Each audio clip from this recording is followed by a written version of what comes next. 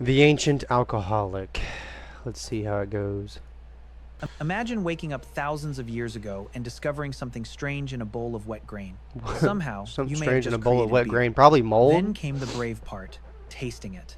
The Yeah. result may have been sour, sweet, strange, or surprisingly pleasant. So like you wake up like right after like I don't know, man. You were doing some fucking like ancient fucking hunting and gathering shit the day before, and this pot, your dirty ass dishes you ain't washing. I'm kidding. We already know. So anyways, you wake up and yeah, your first instinct was to yeah, I want to smell and taste this. I mean, someone's got to do it because how else would we have discovered the things we've discovered? If the drink tasted good, there was an obvious next question. Could they make it again? This is where invention becomes interesting. Beer probably was not created in one single moment by one genius. Instead, people could have slowly discovered that grain, water, time, and the right conditions produced something new. The key ingredient was grain. But grain I just want to know like where. Okay, so invention is honestly pretty fucking cool. But like, okay, so I'm trying to figure out right. At what point did someone come across a multitude of processes that they needed to do in order to make an alcoholic beverage? Like, the key discovery here is probably what would amaze a lot of people. Because, I mean, at first you think, oh, yeah, maybe he did wake up to a fermented bowl of barley. That was in a fucking bowl of liquid, sure. But, I mean, like, alcohol's came a long way. There's a lot of different types of alcohol these days and how it's all prepared. alone could not create beer. Crushing the grain helped release its useful starches. Stone tools made this process possible. Then water was added. The mixture became a thick, wet grain porridge. After stirring, the mixture could be left alone, and that is when the invisible workers of If that's what it fucking looks like, I would have never tasted alcohol a day in my life. That shit looks disgusting. fermentation became important. Nobody needed to understand yeast. People only needed to notice what happened when the mixture was left for a while. When they returned, bubbles and foam could appear. Something had changed. But ancient people did not have breweries, thermometers, or recipes. So how did this mysterious drink begin? The Yeah, mysterious explain it. transformation was fermentation. Microorganisms consumed sugars and produced alcohol and carbon dioxide. The smell could also change. For a curious ancient human, that was another clue that something unusual had happened. A cautious taste would reveal even more. The mixture was no longer ordinary wet grain. If people liked the result, they had discovered a useful accident. And useful accidents have a way of becoming experiments. The next batch could be made deliberately. So imagine our ancient experimenters starting again, this time with a larger container and a little more confidence. Grain went in, water followed. The basic ingredients were simple enough for the process to be repeated. The mixture was Honestly, the process at which this man could have like taken, I just wonder how long did he sit and ponder this process, or how many attempts did he actually make after maybe actually discovering. I don't know if like the context of the history lesson here is actually accurate, but I mean, if it were to be told in a certain way, this seems probably the most understandable way that alcohol could have been discovered. stirred and then left to change. Patience became part of the recipe. Waiting was probably one of the hardest parts. Ancient people had no clocks telling them exactly when fermentation was finished. Eventually, they could open the container and look for signs of fermentation: bubbles, foam, smell, and taste.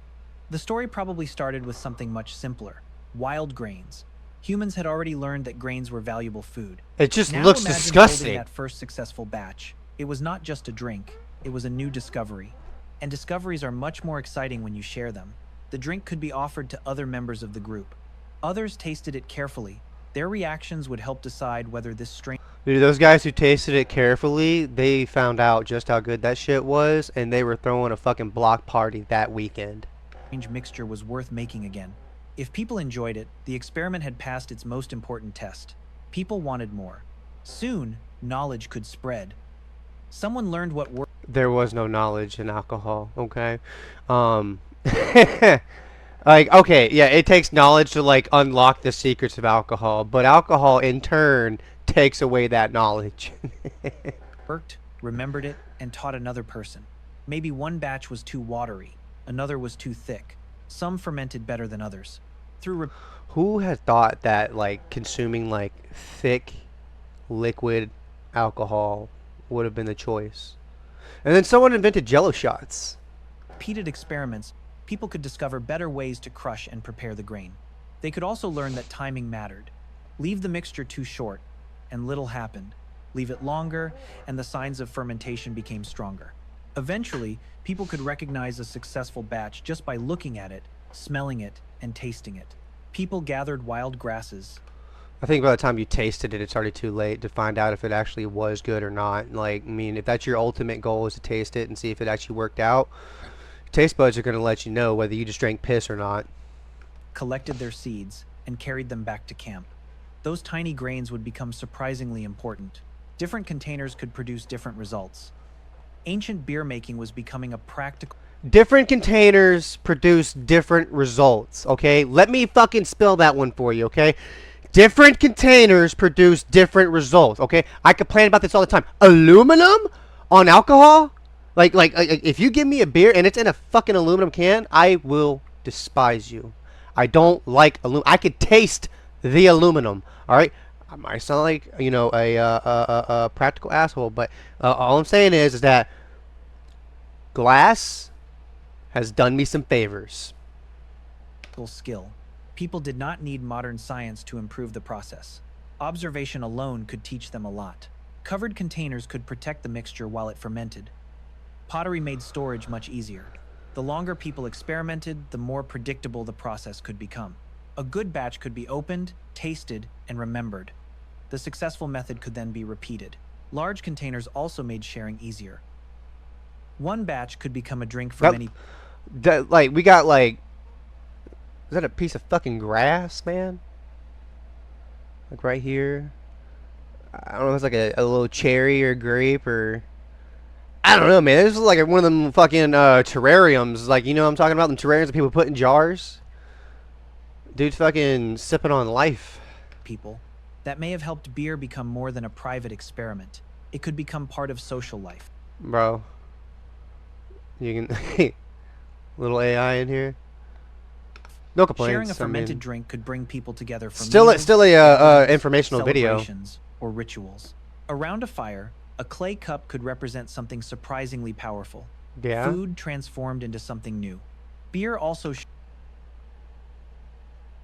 I mean, like, has anyone tried serving alcohol out of a clay cup anywhere else? Like, I mean, I understand that's like sounds like completely outdated, but like, again, like I told you, the container that it's produced in, I mean, it really defines the taste. So now I'm just kind of curious, what did it taste like coming out of a clay cup? Shows how closely ancient food and drink were connected. The same grains that fed people could be fermented. The grains could be crushed with stones and mixed with water. At first, this was simply a way to make food easier to eat. A simple grain stalk could eventually become a completely different experience in a clay cup. Archaeology gives us clues about how old this tradition may be. Yeah. But there is no single date labeled the invention of beer. Some of the earliest evidence comes from the ancient Near East, where researchers have found clues connected to fermented grain drinks. Archaeologists study. These guys were fucking turning up before we even started recording history. Ancient vessels, tools, residues, and microscopic traces to reconstruct what people may have made. One famous example comes from Rakefet Cave in present-day Israel, where evidence suggests people were making a fermented grain beverage roughly 13,000 years ago. The evidence is important because it shows that 13,000 years in the making. This is how far we made it. These discoveries do not reveal one inventor. Instead, they show a long history of experimentation, and the story may be even older in some form. Archaeologists continue searching for evidence hidden in ancient settlements and caves. The wider ancient Near East became especially important for grain cultivation, food production, and eventually large-scale brewing traditions. The basic formula was remarkably simple. Grain. I find it kind of ridiculous how much history they say they're telling based just upon, I mean, the finding of clay pottery, stone pottery, whatever that. I mean, that looks like a stone bowl, but I mean, it could be ancient pottery. I don't know. But like, I mean, yeah, sure. Maybe you found some dried stuff. I don't know, man. Like a stain to last so long. I don't know. Water, time, and microorganisms. But once grain and water were mixed together, something unexpected could happen. Nature was already preparing a surprise.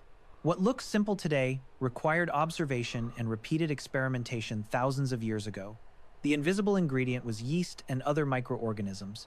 They could transform sugars into alcohol and carbon dioxide. Ancient people could not see these organisms, but they could see their effects: Yeah. bubbles, foam, changing smells, and changing taste. In a way, fermentation was ancient chemistry happening right in front of them. The transformation was remarkable. A hard grain became a drink that could taste completely different. Once people understood the process through experience, they Got a could Walter prepare White and serve the BC drink going more on right here, deliberately. bro. Clay jars became useful for carrying and storing fermented beverages. Better storage meant people could protect their That is a carefully made disgusting batches looking and bowl. Look share at all them those later. bubbles. You say like clay with bubbles is just bound to explode. Over generations, these practical techniques could become traditions passed from one person to another. As farming became more important, reliable grain That looks like supplies made honey. fermented drinks easier to produce. In a honey If jar. the mixture was left sitting for a while, bubbles could begin appearing. The ancient experimenter might have wondered, what is happening? Beer making was no longer just a strange accident. It could become a repeatable craft. And that is the fascinating part. Beer may have started not with a grand invention, but with curiosity. Someone noticed that wet grain changed. Someone else tasted it. Another person tried to repeat it. Then knowledge spread. Each experiment could improve the next batch.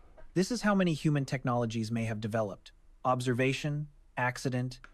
I wonder where the history of alcohol started to be recorded. Like not like its actual history of recognition, but like its history in the making. You know, like the first recipe. I mean, I understand people understand how like I guess mead was made a certain way, um, but like I wonder just how far back in history we can go with the recipes. Curiosity, and repetition. Grain became a mixture, the mixture fermented, and fermentation turned ordinary food into a new kind of drink. So we should not imagine one ancient person suddenly inventing beer. It was probably a long process of discovery. Thousands of years later, pottery, grinding stones, and ancient residues still give us clues about those early experiments. So the next time you hear the word beer, remember how strange its beginning may have been.